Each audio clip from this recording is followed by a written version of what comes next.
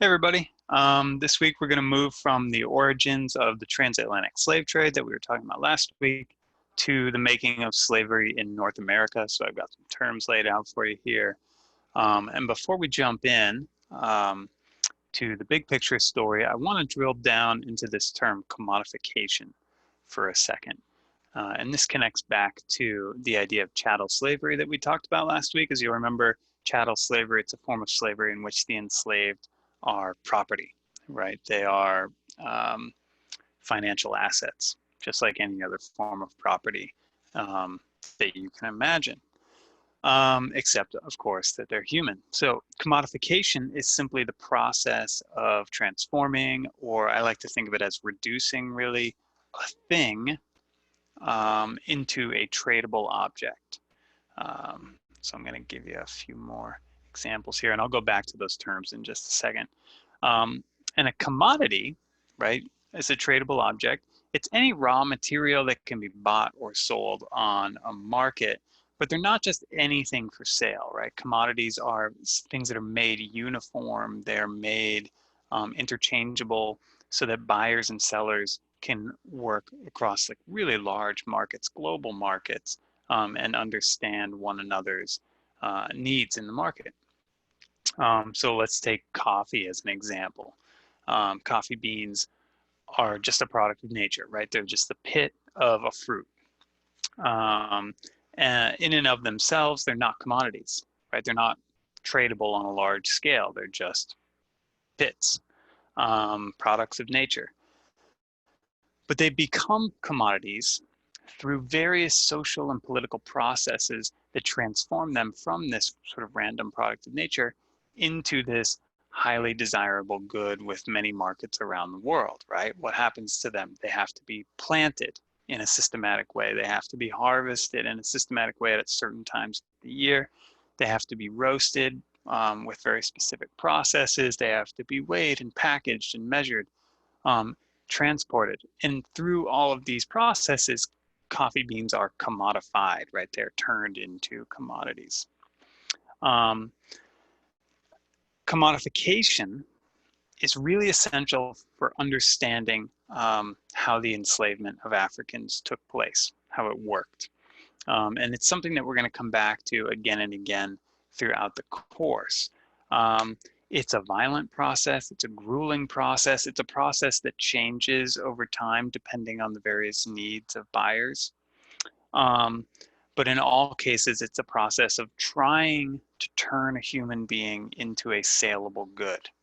It's really hard, right? Huge systems of governance, uh, huge systems of um, punishment and discipline, things like this, emerge in order to try and help this process along.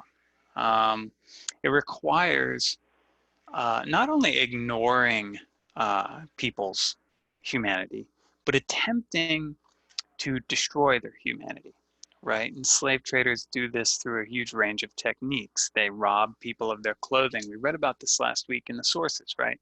How slave traders um, would keep enslaved people naked for weeks and months at a time as a way of diminishing their sense of humanity.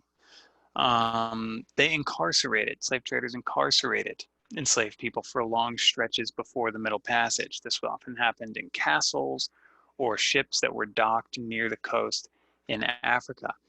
And during this long process of incarceration, enslaved people were isolated from those who shared their language, their religious group.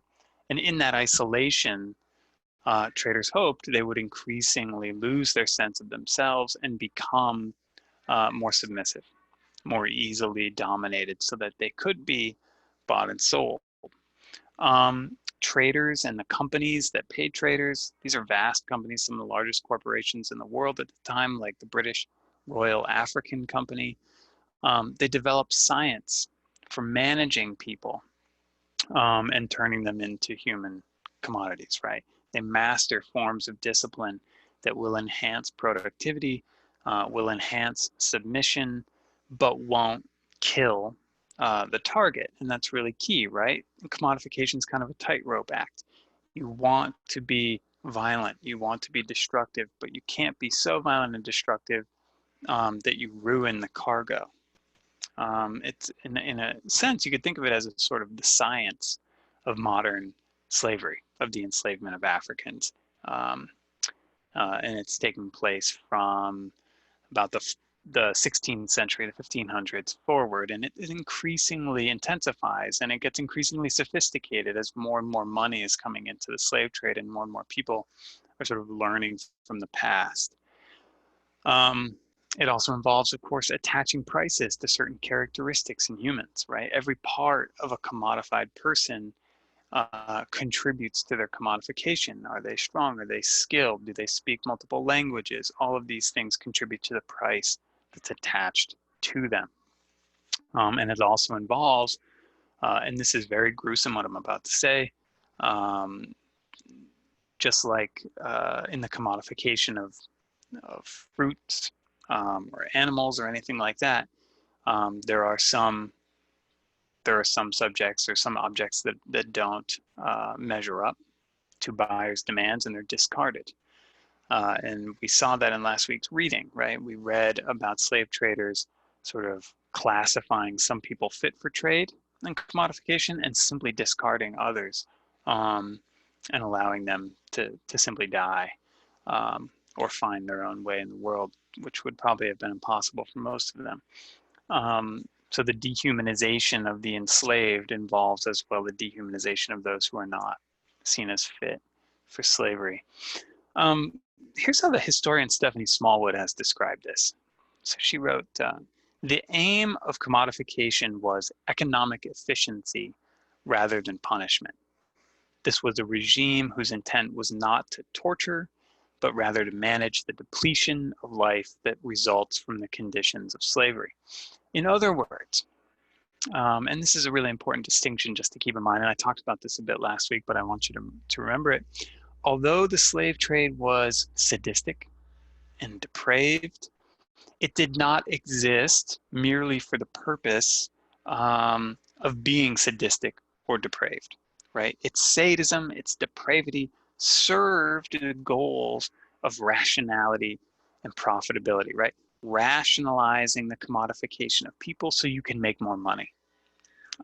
Creating a science of discipline and submission that will govern this global market in human commodities. So although it was outrageously violent, the aim of commodification's violence was submission, not the extermination of life. Okay. As the needs of the market shifted, commodification is going to change as well, as I said before. So the slave markets of, say, Louisiana in 1850 differed from those of, say, Calabar in West Africa in 1700. And when we watch 12 Years a Slave in a couple of weeks, you're going to see an extremely profound and graphic depiction of commodification at a slave market in Washington, D.C. Yet the fundamental necessity of the process of commodification remains, even as it changes from time to time and place to place. It is the bedrock of making slavery in the Atlantic world. And it's always going to be shot through with tension because at the end of the day, people are not commodities. Enslaved people always find ways to resist their commodification or challenge their commodification or just make the science of commodification struggle to turn them into these saleable goods. So it never fully succeeds at its task. Okay, let's go back to those terms for a second. So for the rest of the lecture, I want to focus on certain transformations in ideas about race and practices of slavery in North America during the 17th and 18th centuries, right? So now what we're doing, remember this is a course about African American history, so we're beginning to shift from the coast of West Africa, where we started, and we're going to drill down into North America and start examining the origins of African American life and culture on this continent.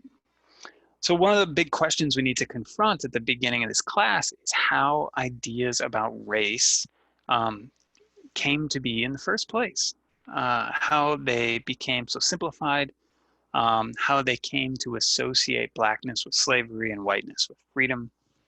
things that you might take for granted as a student of American history, right? It's so deeply embedded, it's so well known, but it's not, as I said last week, a product of nature. Instead, it's a product of human history. So let's talk today a little bit about how that happened. As I noted last week, so much of our thinking about race is the outcome of diverse and compounded histories that sort of build layer upon layer over time. And some of those ideas date back to the early slave trade. Some of them date back to the material that I'm going to talk about today. Some to the pseudoscience of the 19th century, the 1800s, which we'll talk about at the end of the course. And some outside of the bounds of this course, right, date to the 20th century or to our own contemporary moment. This goes back to this idea of the historian Barbara Fields that I had mentioned before, which is that every generation creates race anew, right? It takes the sort of raw material of the past, it inherits that raw material, but it also, based on the conditions of the time, adds its own wrinkles, right? Race is it's a constantly changing concept that's always embedded in the historically specific moment in which it exists. So what does that mean? It means if we want to understand what race meant in the 17th and 18th centuries, 1600s, 1700s, we have to look back at those periods and we have to figure out what was going on. So this week, we're going to explore that in our primary source readings, in our discussions, as well as in this lecture. So last week we got a sense of the complexity of race in the early transatlantic world, right? Or the early world of the transatlantic slave trade. We saw that for early European slave traders, race was not an exceptionally powerful or useful idea. As we saw, Europeans were perfectly willing to negotiate with and recognize the power of African elites, to show submission to African elites. And all of that suggested to us that blackness itself was not, for these Europeans, enough to think of themselves as superior, right? To see a person with black skin was not a signal to early Europeans that that person was inferior, right? This was a more complicated world, and things like class, right, or royal lineage, all of these things shaped the way people understood one another in the 15th, 16th, 17th centuries. Today I want to talk about another group of people that helps us understand this issue. This is a group of people that historians call Atlantic Creoles. And Creole is a term that refers to the mixture of European and African cultures. In this case, it applies to the first several generations of Africans who were imported into North America, people who did not end up in the grinding death traps that was Caribbean plantation slavery, but instead found their way from coast to coast across the Atlantic and carved out lives for themselves with a fair degree of autonomy. These people might have had ancestors who were European as well as African, right? They were physical products of the collision of cultures that the transatlantic slave trade represented. But they were also cultural products of that, right? They had linguistic skills that evaded other people in this world. They understood the markets of very far off places. And in this way, they had a great deal of power in this market. Atlantic Creoles first emerged in the same coastal enclaves where commodification was happening, right? They succeeded, they did well around the castles and the slave ships and the fortresses where enslaved people from inland Africa were incarcerated before being sent into the Middle Passage. As the historian Ira Berlin has written, Atlantic Creoles created societies of their own, and this is really important, of but not always in the societies of the Africans who dominated the interior slave trade and the Europeans who created the Atlantic slave trade, right? So we have these royal African elites who are doing really well by participating in the slave trade. And we obviously have Europeans who are doing quite well participating in the slave trade. Where these two overlap with one another is where Atlantic Creoles do really well because they can facilitate those connections, right? They are not completely a part of the society of the African elites, but they understand it well enough that they can help Europeans understand it. And of course, they're not fully part of European society either, but they understand European society enough to help Africans. So there are these really important middlemen, essentially, right? And as middlemen in the slave trade, they did all sorts of things to help this giant global market function, right? They developed a linguistic system, PIDGIN, P-I-D-G-I-N, that was the sort of lingua franca of the entire Atlantic world, right? The sort of language of trade. They worked as negotiators, as sailors, as translators, as slave traders, right? Any job that required communicating across cultures was a space where they were going to thrive. And there are thousands and thousands of them.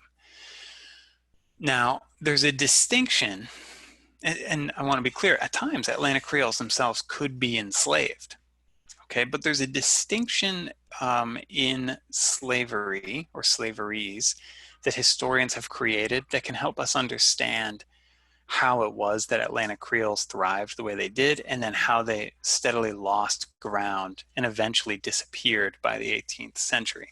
And this distinction is between societies with slaves and slave societies.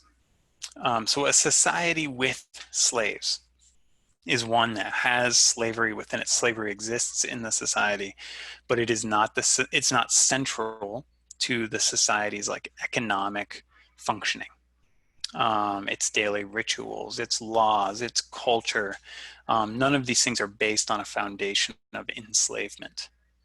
So, if you visited, say, New York or Boston in the 1690s, right, in the 17th century, you would undoubtedly encounter enslaved people. You might encounter hundreds of them in those port cities. It's hard to call them cities. They were small places at the time. They might have worked on the docks. They might have worked as domestic servants. They might themselves have been sailors who were temporarily in port. And they were, like enslaved people all across the Atlantic world, they had been commodified. Although they might have had some other connections that helped them survive, right? They might have had personal, intimate interactions with free people. They might have had business relationships that kept them protected from complete submission and enslavement. In short, the society had slaves, but it wasn't fully enmeshed in slavery, and the slaves who existed there were not as unfree as enslaved people elsewhere, right? A slave society, by contrast, is fundamentally grounded in slavery. Its law, its economy, its social norms, its social mores, all of these orient themselves to controlling the enslaved population in order to profit from its labor.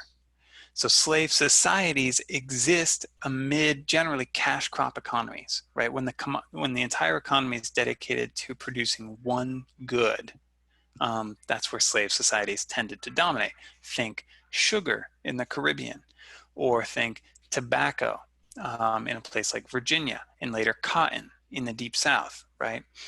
You could also think about the silver mines of Latin America.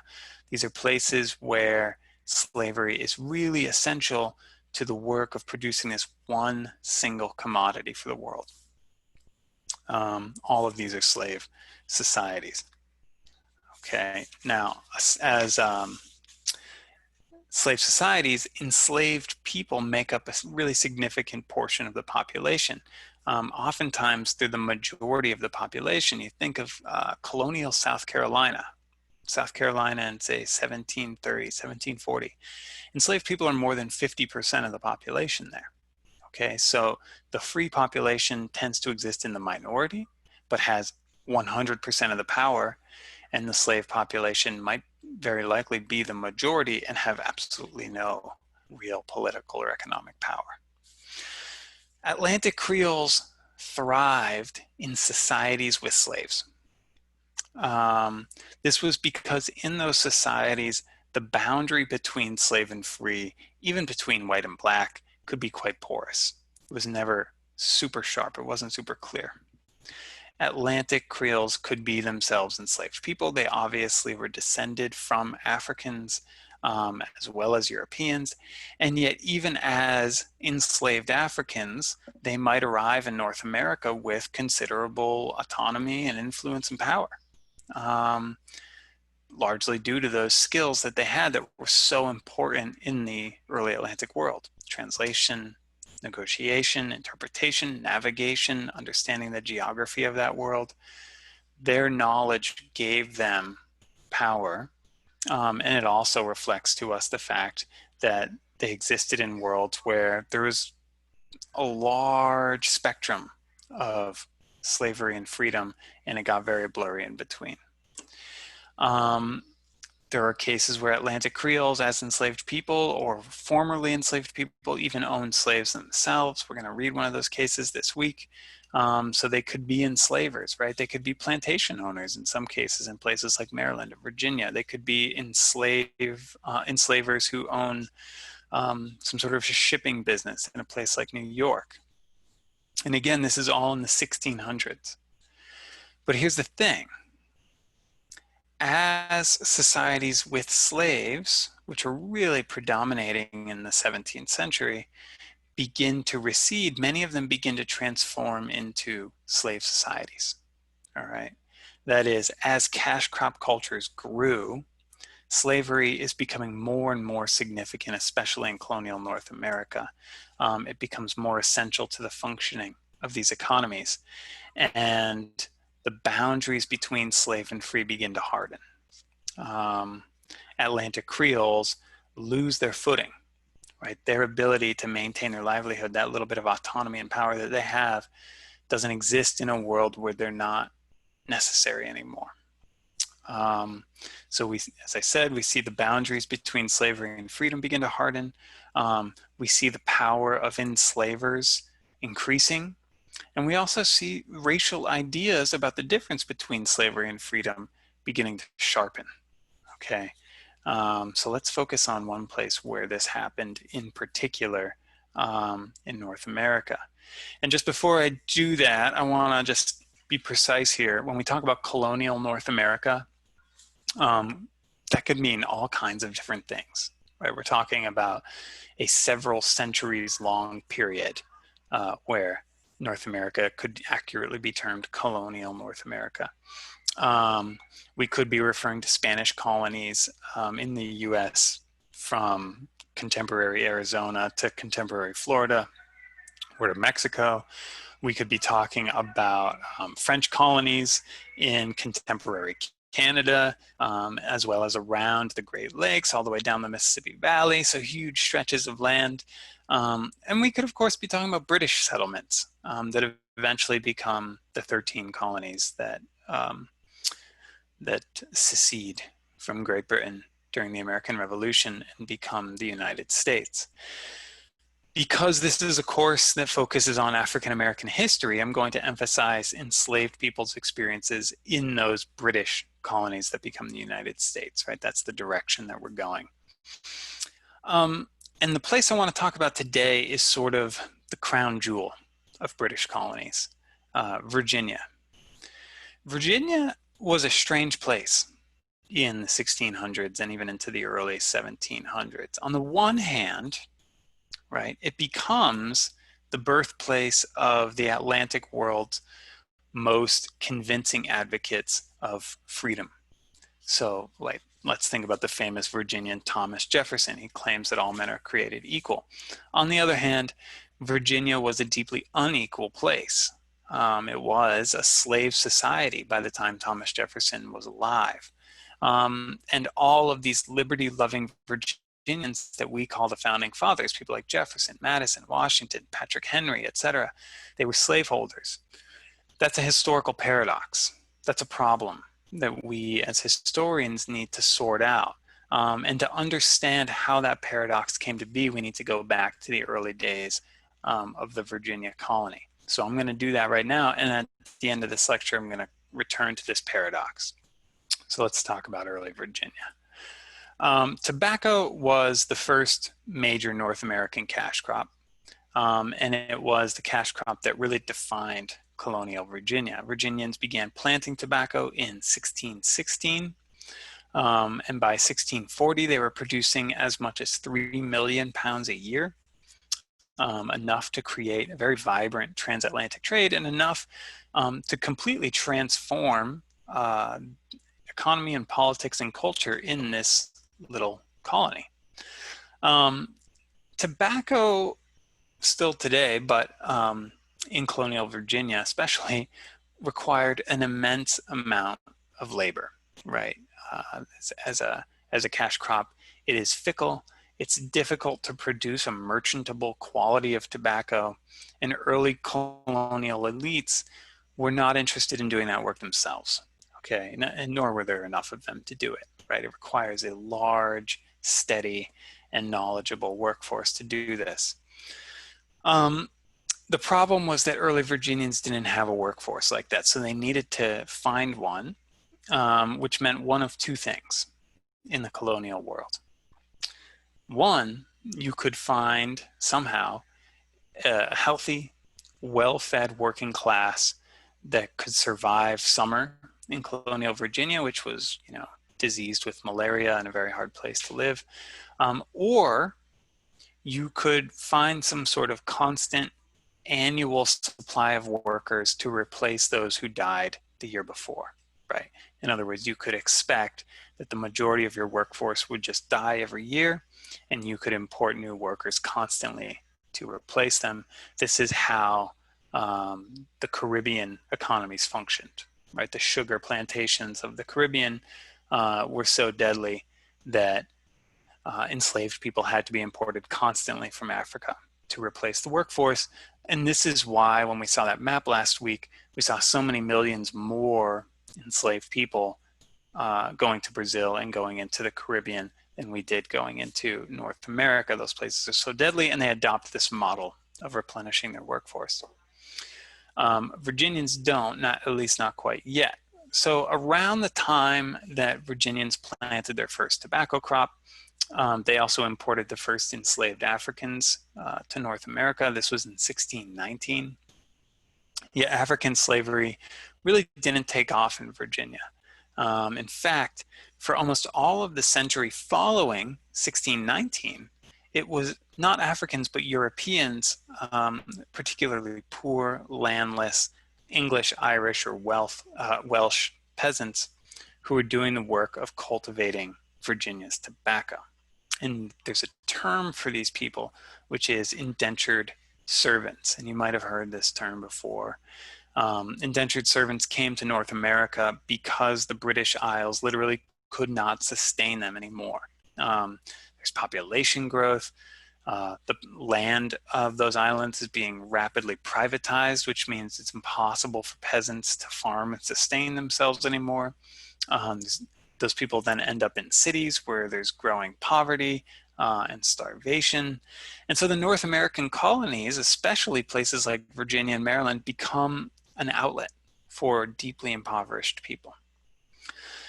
And the way this worked, the way it basically functioned is that wealthy Englishmen would work out deals with the Virginia Company, the company that's sort of overseeing this profit-making venture. And the company would give these men land. And then in exchange for land, the men would invest their lives in the colony. They would invest their money in the colony, and they would also find poor English people to come over, make those people servants, and turn them into the workforce that can hopefully from their perspective at least, produce enough tobacco to make a lot of money. Okay. Typically, indentured servants agreed to a 5 to 7 year contract where they would be completely under their master's control. They could be sold and traded. They could not marry without permission. They could have their length of service extended for infractions. They could be whipped. They could be raped. All of these sorts of things. There's very little recourse for them. They have very little standing in the courts of Virginia, which are, of course, controlled by the elite, all of whom are masters. And again, because conditions in the British Isles are so horrific, indentured servants really have no choice. Many of them have no choice but to enter into these agreements. Now, the benefit for them, for the indentured servants, is that technically at the end of their service, they can get land and money, which is called freedom dues, and they can start their lives and they can live free in the new world. Yet many, likely the majority of Virginian indentured servants, died before their terms ended, right? Again, Virginia in the 17th century, especially for people from Northern Europe, is a death trap. So it's almost certain that they will not survive the 5 years, which is a great benefit to their masters, right? Because then the masters don't have to give up land, they don't have to pay. So they get 5 years of service, perhaps if the person lives that long, and then they can just pay for a new indentured servant to come and take their place.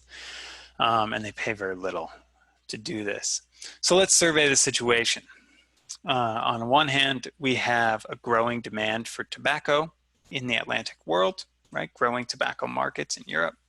We have a Virginia elite that wants to get rich by expanding its tobacco cultivation. That means they need labor.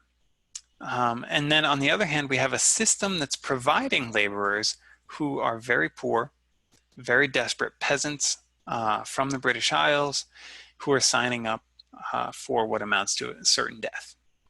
And this is basically the model, at least until about the 1670s, 1660s, 1670s. But at the same time, there's always tensions within this model, right? For one, potential indentured servants back in England, they're seeing what happens, right? They hear about the conditions in Virginia. And they're like, well, it's terrible here, right? We're starving in England, but if we go there, we're going to die, right? So that can make it more difficult to attract workers into the system. Further, over time, as the colony matures, the trends start to shift. It becomes easier to sustain a life in Virginia.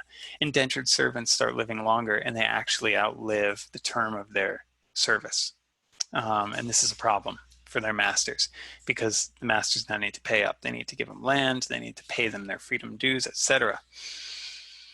By the 60s and 70s, the best lands in Virginia are largely taken up. It becomes very difficult for freed indentured servants to sustain themselves because the elite has seized the most productive tobacco land, so it's hard to make any money. And here's how the historian Edmund Morgan describes the mindset for these former indentured servants.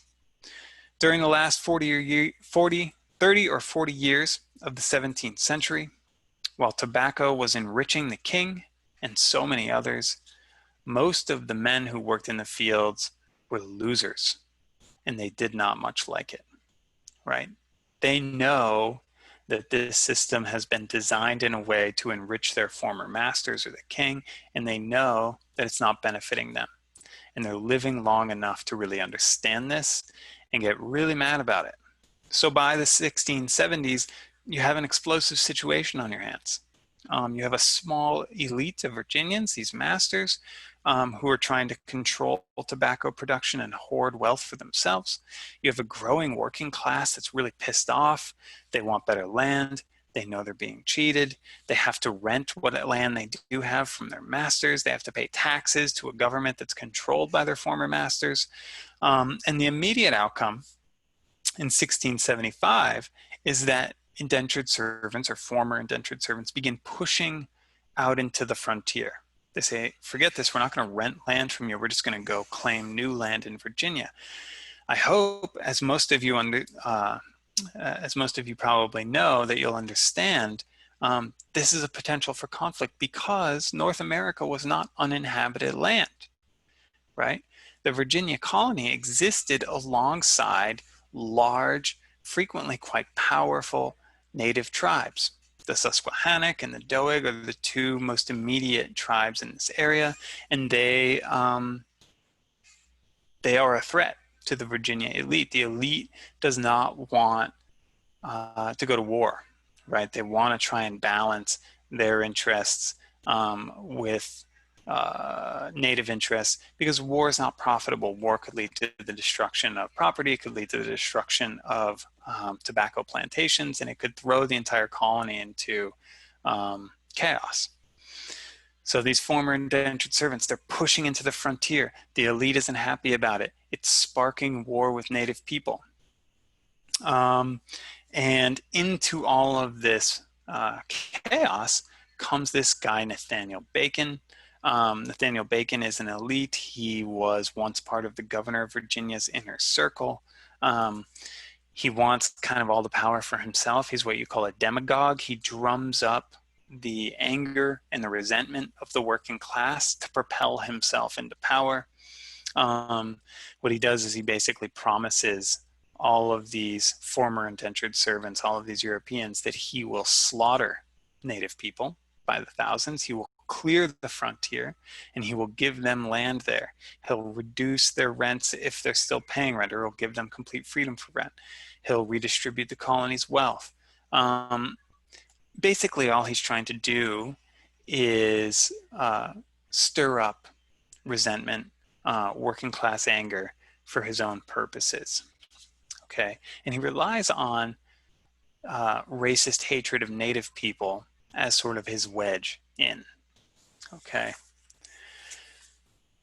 Long story short, it's actually not that long of a story. It's only about, it's probably less than a year, the entire episode. But Bacon and his allies end up marching on Jamestown, the capital of the colony.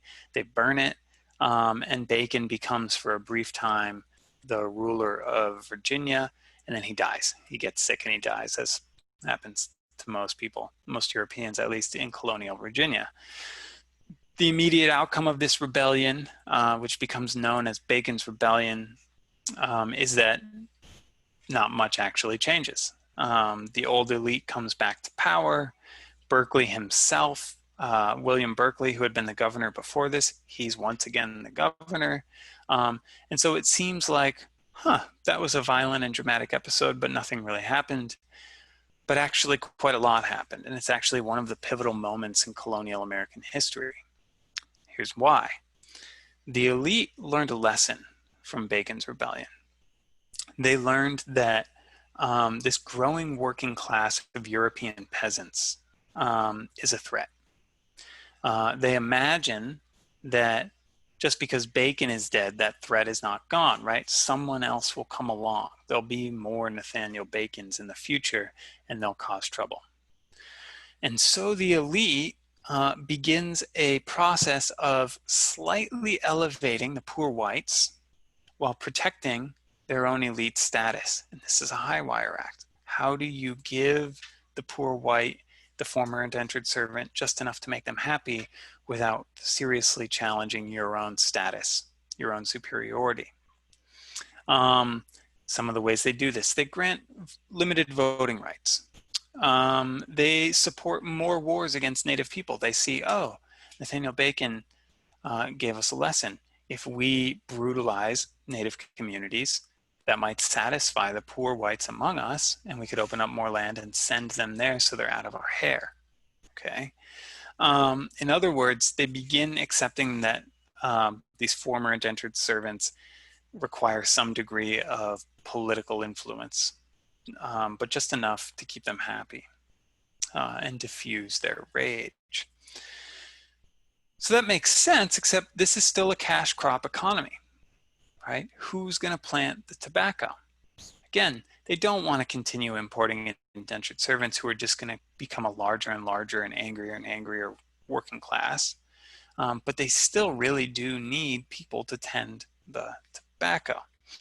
So the elite During the last decades of the 17th century, this is especially happening in the 1680s and the 1690s, they begin shifting to a new labor arrangement, right? The lesson of Bacon's Rebellion has taught them that they need another way to get tobacco out of the ground and into global markets. So rather than importing more indentured servants, Virginia's elite think back to 1619, and they see that tobacco culture can thrive in perpetuity, can be more stable, as can their elite status in the society. If the workers who grow tobacco can never, ever challenge elite authority, if the workers can never become free, right? No more of this 5 to 7 year term and then you're free. No, it would be slavery forever. And if the workers can never form a class that will challenge the elite again. Okay. In short, what happens is, oh, and if this wasn't obvious enough a moment ago, those workers become enslaved Africans, right? In short, Virginia's elite solves the problem of class warfare among poor Europeans and super wealthy elite Europeans by creating a race-based slave society, a slave society. They reorient their society so that it is now based upon slave labor rather than being a society where some people are enslaved, right? A society with slaves. So by the early 18th century, to be unfree in Virginia is to be a slave forever, not a servant for a period of time. And to be a slave is to be black forever, not white, right? This is a legal matter, as our readings are going to show, right? Virginians used the law to create barriers between black slaves and poor whites. They criminalized sex between black and white people, although that law really doesn't apply to white masters and black slaves. They criminalized white women working alongside black people. And in the process, they begin to sharply define an idea of race. They're making race into a category of oppression, and they're making race into a marker of either slavery or freedom, right? And race shifts from one of many markers in the society into the essential social marker, right? It embodies the difference between slavery or freedom. This is the invention of the Virginia elite during the late 17th and early 18th centuries. So while in early Virginia, there's little or no difference between race and class, and when I say early Virginia, I mean very early Virginia. After Bacon's Rebellion, that difference increasingly becomes the bedrock of the civilization. It becomes the most important characteristic of the entire civilization. In other words, Virginia subdues class conflict by creating racism and elevating it to the center of the whole society. So let's go back to that paradox that I talked about a bit ago, the paradox of the founding fathers. How was it that the society I just described, colonial Virginia, was the place that gave rise to, by far, the most eloquent and ardent defenders of liberty in the Atlantic world? How was that possible? Why did that happen? What does the story I've just told have to do with those founding fathers, all of whom were born into Virginia after it became a slave society? There's a few ways to approach the question. One that I don't think is super convincing, it's too simplistic, is just to label them hypocrites, right? I mean, they were definitely hypocrites, obviously. But the paradox is too striking to be written off as mere hypocrisy, right? There's more going on here. Hypocrisy just doesn't explain why they would defend liberty so vociferously, right? Why they would talk about liberty at all. It's not like they needed to do that, right? It's not like someone put a gun to their head and said to do that. Hypocrisy, in other words, doesn't really help us understand why it was Virginia itself and not some other unfree place in the Atlantic world, or not just New Jersey, right? Never mind England itself that produced the Jefferson, the Washington, the Madison, these sorts of figures. This is a historical problem. And one way to think about it is to remember that freedom and liberty, although we talk about them constantly today and everyone says they're virtues, these were not virtues in the 18th century world. They were threats. They were dangerous things. One could be imprisoned or executed merely for advocating for them.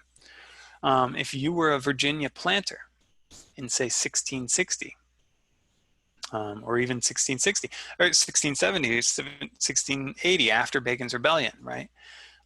You have lots of land, you have influence in government, you have significant family connections, right? You're a grand figure in colonial Virginia. You're not talking about liberty. You don't want liberty. Liberty is the worst possible situation for you, because that would mean those working class people who are your indentured servants might have to share power with you, right? They might challenge your authority. They might even tax you. You don't want that. You do not want freedom and liberty in your society. You want to preserve your elite status at all costs. If your society has lots and lots of these working class people, like England in this period did, and is in fact dependent on this working class to produce wealth, as England was, you're not going to preach liberty. And this is why English lords did not defend liberty as a virtue, and in fact criticized it constantly and feared it greatly all the way through into the 20th century. They don't want revolution. They don't want to share power with common people. They want to preserve their status. Virginians didn't fear this. Why was Thomas Jefferson so free to talk about freedom? Why was he bold enough to say that all men are created equal? What is the socioeconomic condition that made him think he could get away with that, where English lords could not? Well, it's basically what we've just talked about, right? Virginians did not fear revolution that would topple them, revolution that would displace them, because they had so carefully divided poor white from enslaved black through racist laws and slavery. The working class of Virginia would never unite. Enslaved people were too violently oppressed to pose a threat, while poor whites felt a sense of some belonging to the elite society because they had these minor political rights and they had inferiors who were enslaved people, right? The poor whites knew they would never be at the bottom. The idea of whiteness is a really powerful engine in this world, right? The idea of whiteness is an invention of these elites. It's a way for them to say to the very poor, you are one of us, right?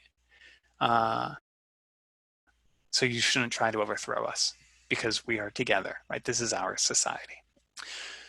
With those conditions firmed up by the early 18th century, someone like Thomas Jefferson had the safety to preach about liberty. He had the autonomy, the comfort, the privilege to read about freedom, to romanticize about freedom, knowing that his own position would never ever be challenged, right? There would never be social unrest in Virginia to challenge the elite because the division of enslaved black and poor white was so thoroughly entrenched. All of which is a way of saying slavery and racism were the socioeconomic and legal foundation out of which American ideals of freedom and equality emerged. That's the paradox, right? Slavery and racism created a foundation, a social condition that made talking about freedom and equality less dangerous than it would have been in most other parts of the European world. Again, and just to wrap up here, as the historian Edmund Morgan put it, racism became an essential, if unacknowledged, ingredient of Republican ideology, small r Republican ideology, that enabled Virginians to lead the United States. Happy to talk more about that this week in the forums. Excited to hear what you all think about that, as well as what your thoughts are about this week's primary source readings. Thanks for watching.